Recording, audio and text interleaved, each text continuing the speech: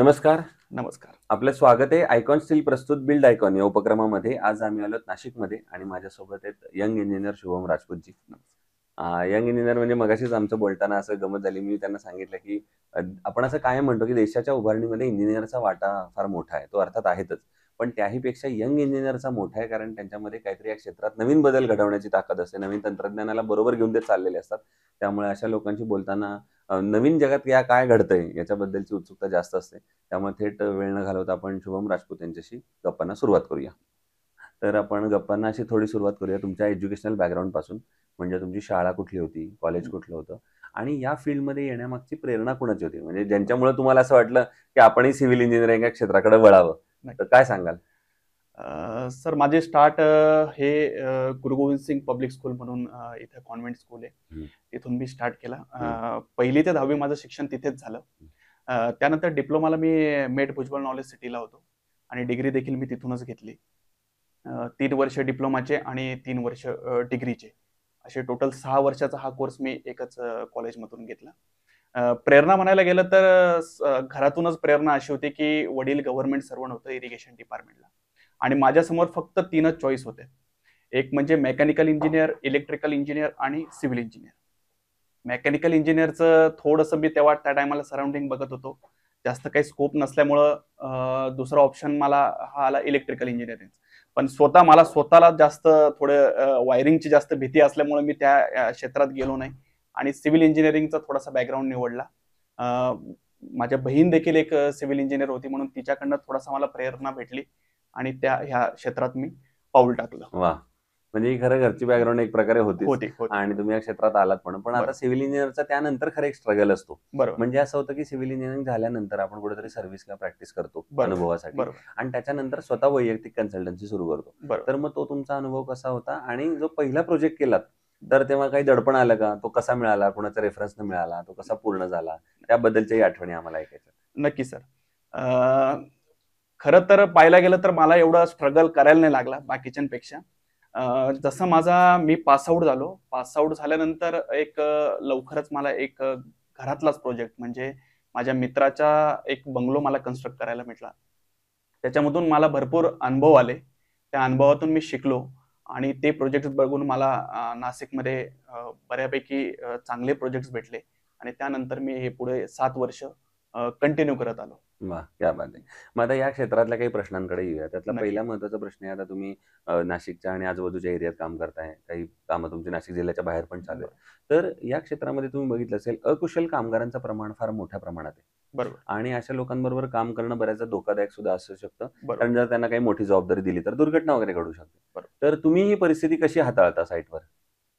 Sir नक्कीच. तुम्ही जसं म्हटले की इथं नॉन टेक्निकल लोक खूप जास्त आहेत आणि त्यांना टॅकल करणं हे थोडंसं अवघड जातं आणि आजकाल मी बरेचसे बिल्डर्स देखील बघतो ते थोडेसे टेम्पर्ड सुद्धा होऊन जातात.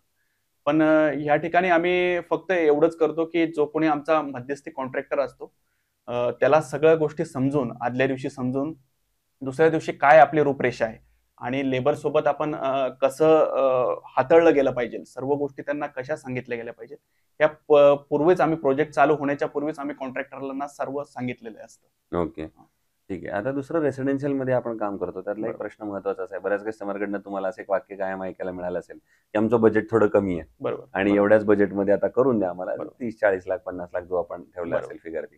तर मग अशा वेळेला क्वालिटी आणि बजेट या दोन्हीचा समतोल मग तुम्ही कसा राखता? सर नक्कीच असे भरपूर आपल्याकडे कस्टमर्स येतात की सर माझा बजेट एवढाच आहे आणि मला याच्यामध्ये सर्व फिट करायचंय. तर आपण त्यांना एक सगळ्यात प्रथम म्हणजे आपण त्यांना जे काही कॉम्प्रोमाइज करायला लावतो, तर हे सर्व काही आपल्या ज्या काही लक्झरीज आयटममध्ये हे थोडंसं आपण कॉम्प्रोमाइज करायला लागतो. पण स्ट्रक्चरमध्ये मी स्वतः इंजिनियर असल्यामुळे मी स्ट्रक्चरलमध्ये कुठल्याही प्रकारे कॉम्प्रोमाइज करायला त्यांना मी सल्लाही देत नाही आणि मी त्यांना सांगतही नाही. म्हणून आरसीसी बांधकाम प्लास्टर हे सर्वात जास्त वेटेज आहे आपलं.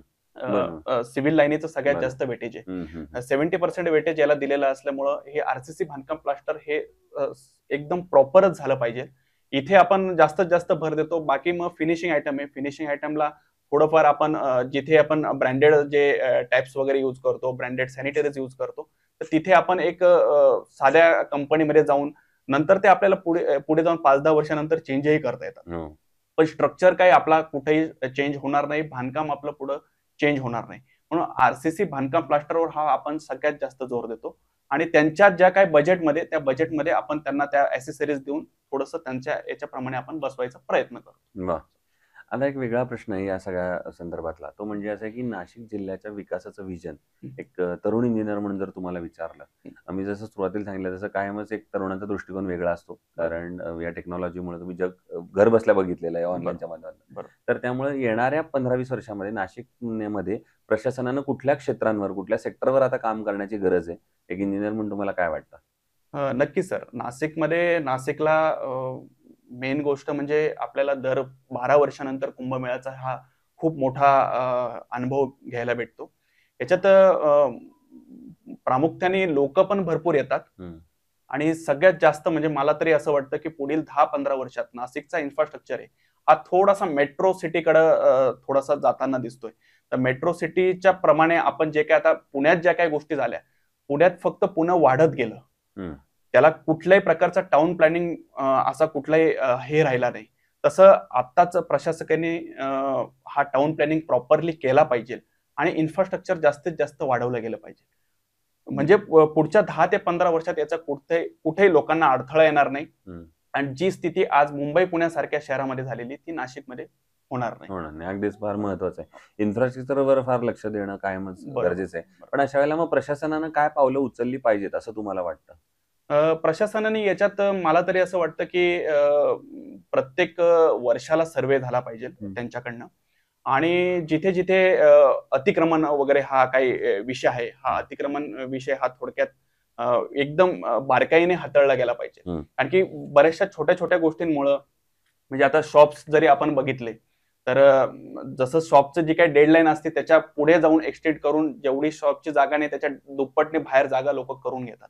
तर ह्या ठिकाणी प्रशासकीचं लक्ष जर का हे फक्त कुंभमेळापुरता नसून हे जर का प्रत्येक वर्षाला जर का त्यांनी सर्वे केला आणि प्रत्येक डिपार्टमेंट हे थोडंसं स्ट्रिक्टली ठेवलं तर मला तरी वाटतं की याच्यात पुढे जाऊन जे काही आपलं रोड लाईन्स आहेत, ब्रिजेस वगैरे आहेत, हे तुम्हाला चांगल्या प्रकारे हाताळता येतील आणि त्याचा टाइम पिरियड पण आपल्याला कमी लागेल. तो 4 वर्ष लागणार आहे, तो तुम्ही 2 वर्षात कन्स्ट्रक्ट करून तुम्ही ते तिथे पब्लिकली सर्व्ह करू शकता. अगदीच. दुसरं, कन्स्ट्रक्शन मध्ये जेव्हा स्टील निवडण्याची वेळ येते तेव्हा तुम्ही काय पॅरामीटर्स त्यातले बघता आणि मग ठरवता की हे स्टील चांगलं आहे, हे वापरलं पाहिजे आपण? सर नक्कीच. पॅरामीटर्स म्हणजे आपण मेन गोष्ट म्हणजे त्याची क्वालिटी, तो काय ग्रेडचा आपला स्टील मार्केटमध्ये अवेलेबल आहे तर ते आपण पहिले चेक करतो. त्यानंतर त्याच्यामध्ये कार्बन्स, बऱ्याचशा वेळेस स्टील कट झाल्यानंतर कार्बन्स हे लोकांना लागतात. तर ते चांगल्या ग्रेडचं असेल तर हे कार्बन येत नाही कटिंग केल्यानंतर आणि ते जर का रेग्युलर ग्रेडचं असेल तर त्यात कार्बन वर्कर्सला लागण्याचे जास्त चान्सेस असतात ह्याच्यामध्ये. म्हणून आपण एक तो ग्रेड देखील मॅटर करतो आणि त्याची स्ट्रेंथ किती आहे हे आपण नक्कीच मला तरी वाटतं टेस्ट लॅब मधून हे टेस्टिंग करून घ्यायला पाहिजे. तसं कंपनी देखील आपल्याला प्रोव्हाइड करते, बट आपण थर्ड पार्टी जर का करून घेतलं ते अतिउत्तम राहतं. बरोबर. दुसरा, आयकॉन स्टील तुम्ही आजवर कुठल्या प्रोजेक्ट मध्ये वापरले का? सर माझे आता जवळपास मी 3.5-4 वर्ष आले मी आयकॉन स्टीलच प्रत्येक प्रोजेक्टला यूज करतो आहे. तर मग आयकॉन स्टीलच्या प्रॉडक्ट बद्दल, त्यांच्या सर्व्हिस बद्दल, अवेलेबिलिटी, डिलिव्हरी, कॉस्ट असं काही सांगता येईल का? तर नक्कीच. मी कोविड नंतर हे साधारणतः कोविड पासूनच मी आयकॉन स्टील यूज करायला चालू केलेलं आहे. पण याच्या पूर्वीचं जे काही स्टील होतं आणि आत्ताचं जे काही स्टील आहे आणि आयकॉन स्टीलची जी काही मार्केटिंग टीम म्हणा, त्यांची सर्व्हिस म्हणा, ही मला एकदम जलद गतीने भेटलेली आहे. जिथून मी ज्या सप्लायर्स कडनं मी स्टील घेतो तिथून देखील मला कुठल्याही प्रकारचा डिले झालेला नाही किंवा क्वालिटी बद्दल पण at the first day till date पर्यंत मला सेम क्वालिटी हे स्टीलनी प्रोव्हाइड केलेलं आहे आयकॉन स्टील. आता जेवढे तुम्ही प्रोजेक्ट केलेले आहेत तर त्याच्यामध्ये असा एखादा प्रसंग आठवतोय का की जो प्रोजेक्ट करताना काहीतरी अडचण आली, आव्हान आलं आणि त्या आव्हानावर तुम्ही कशी मात केलीत, असा एखादा प्रसंग आठवतोय का? प्रसंग म्हणायला गेलं तर कोविडमध्ये अशा भरपूर गोष्टी आपल्याला अनुभवायला भेटल्या की जिथे पहिल्या कोविड नंतर जो काही मोठा लॉकडाऊन होता त्या लॉकडाऊन नंतर अक्षरशः परिस्थिती खूप बिकट झालेली होती, म्हणजे लेबर्स पासून तर सर्व गोष्टींसाठी. तर त्या ठिकाणी आपण मात करण्याचं म्हटलं तर थोडंसं वेट करूनच आपण सर्व गोष्टी केलेल्या आहेत. ह्या सर्व गोष्टी मला तरी वाटतं प्रत्येक बिल्डरनी फेस केलेले असतील. बरोबर. तर मार्केटिंग तेव्हा फक्त मटेरियल अवेलेबिलिटी थोडीशी कमी होती. हम्म. आणि दुसरी गोष्ट, जर का वर्करला काम भेटलं नाही तर वर्कर सेकंड डेला तिथून सोडून जात होता. आणि MP, UP आणि बिहार मधले लेबर्स आपल्याकडे जास्त होते. यांचा सगळ्यात जास्त त्यांनी जी काही टोकाची भूमिका उचललेली होती ती म्हणजे अशी होती की त्यांना 2 दिवस जर का काम नसेल तर तिसऱ्या दिवशी ते पायी त्यांच्या गावी निघून जात होते.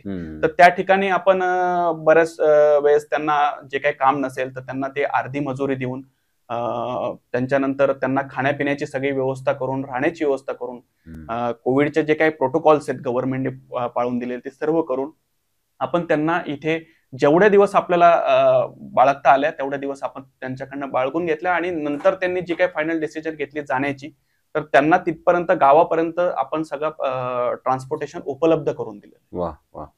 आता येऊया अगदी शेवटच्या प्रश्नाकडे, ते म्हणजे या क्षेत्रात आता जे तुमच्यासारखेच तरुण इंजिनियर्स येत आहेत, तुमचे मित्र किंवा ज्युनियर्स येत असतील, त्यांना तुम्ही या क्षेत्रात प्रॅक्टिकल क्षेत्रात पाऊल ठेवण्यापूर्वी काय सल्ला द्याल? नक्कीच. मी प्रत्येक तरुण व्यक्तीला हेच सांगेल की पासआउट झालं तर थेरोटिकल नॉलेज हे वेगळं असतं आणि प्रॅक्टिकल नॉलेज हे खूपच वेगळं असतं. तर आपण, मला तरी वाटतं, वेगवेगळ्या इन्फ्रास्ट्रक्चरमध्ये जावा किंवा कन्स्ट्रक्शन लाईनमध्ये थोडंसं पहिले बॅकग्राऊंड तिथून थोडंसं प्रॉपरली शिकून, थोडंसं तिथली स्किल घेऊन आपण नवीन एक बिझनेसकडे पाऊल टाकू शकतात. मिनिमम याला 3 ते 4 वर्ष जातील. 3 ते 4 वर्ष तुम्हाला फील्डचा अनुभव घ्यायला जाईलच. आणि तो अनुभव नक्कीच तुमच्यासाठी खूप चांगला असेल. पेमेंट भले तुम्हाला कमी भेटेल पण तिथं तुम्हाला शिकायला भरपूर भेटेल. तुम्ही ऍक्टिव्हली सर्व गोष्टी केल्या पाहिजे आणि ऍक्टिव्हली सर्व ठिकाणी तुम्ही, प्रत्येक ठिकाणी तुम्ही प्रोत्साहन घेतलं पाहिजे की मला हे शिकायचंय, मला स्ट्रक्चरल बद्दल शिकायचंय, मला आर्किटेक्ट बद्दल शिकायचंय. आणि नॉन इव्हन हे की मला बाकीचे जे काही प्रोटोकॉल्स आहेत, सर्व प्रोटोकॉल्स पाळून, नगरपालिकेचे काही नेम्स आहेत, शासनाचे जे काही GRs आहेत, हे पण याच्याबद्दल पण थोडीशी माहिती त्यांनी सर्व गोळा करून ह्या लाईनीत यावे. आणि धंदा म्हटलं की थोडंसं अप्स अँड डाऊन्स असतात. म्हणून थोडंसं असं काही नाही की बॅकग्राऊंडच लागतं, माझे वडील हे होते किंवा दुसरं कोणी काही होतं, असं काही नाही. माझा स्वतःचा अनुभव आहे. आमच्या याच्यात कुठल्याही प्रकारे बिझनेस लाईन मध्ये कोणी नव्हतं. गव्हर्नमेंट सर्वंट होते आणि सर्व्हिस रिलेटेड सर्व हे होतं. पण मी माझं पहिलं पाऊल ठेवलं आणि आज हे 7 वर्ष आम्ही बऱ्यापैकी पूर्ण केलेले. सर, ते इंजिनियर शुभम राजपूत सर, आणि त्यांनी सांगितलं त्याप्रमाणे या फील्डमध्ये जर तुम्हाला यायचं असेल तर आधी चांगलं प्रॅक्टिकल नॉलेज घ्या, एक्सपिरियन्स घ्या. कारण थेरी तर आपण शिकतोच कॉलेजमध्ये, पण हे प्रॅक्टिकल शिकणं फार महत्त्वाचं आहे. कारण हे फील्ड प्रॅक्टिकल आहे. याच्यात रोज तुम्हाला त्या फील्डवर जायचंय, प्रोजेक्टवर जायचंय, साईटवर जायचंय आणि मग तुम्ही कामाला सुरुवात करा. या क्षेत्रात तुम्हाला नक्की यश मिळेल. तर पुन्हा एकदा आपले मनपूर्वक आभार की तुम्ही आलात आणि भविष्यात सुद्धा असेच उत्तम आयकॉनिक प्रोजेक्टची निर्मिती आपल्या हातून घडावी, याच आयकॉन स्टील तर्फे मनपूर्वक शुभेच्छा. धन्यवाद.